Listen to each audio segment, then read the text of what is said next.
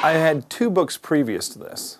Clan Apis, which was the first one, which is the biography of a honeybee.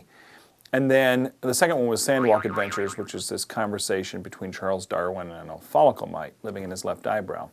And the motivation for both of them had been to sort of wed my interest in doing comics with my love of biology.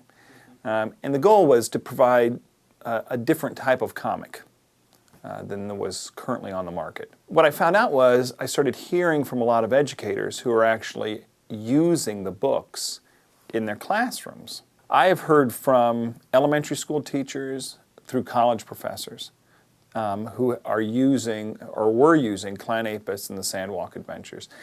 There's a fifth grade teacher. He was using it in his class to teach both language arts, visual arts, and science.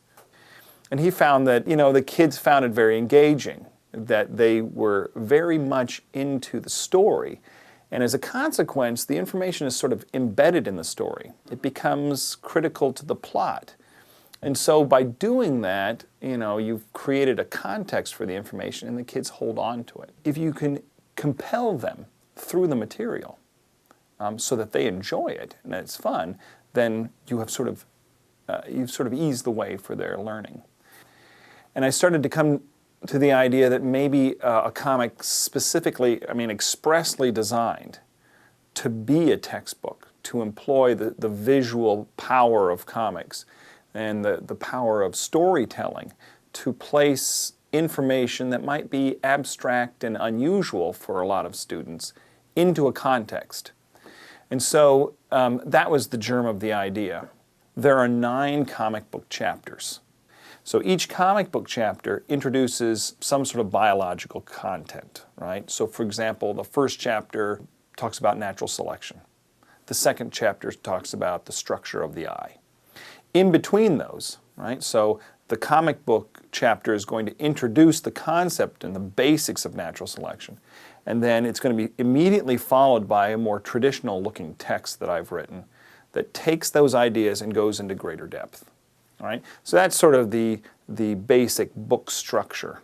The story itself features Wrinkles the Wonder Brain in these comic chapters. And the premise is that Wrinkles is the lab technician for the Greya sisters, which were the 3 witches from the Perseus legend who passed around an eye and a tooth. His job is to shuttle their one eye in between them while they're doing experiments, etc.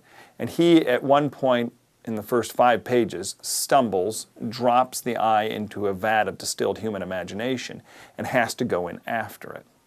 And that's sort of the conceit for him hopping around to a whole bunch of different locations.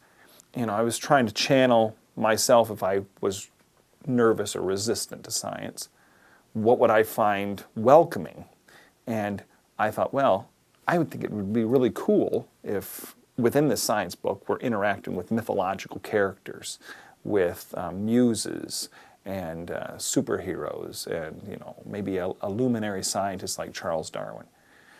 And so that was really the impetus to make connections between the science and other elements of human thought and human thinking and the human experience.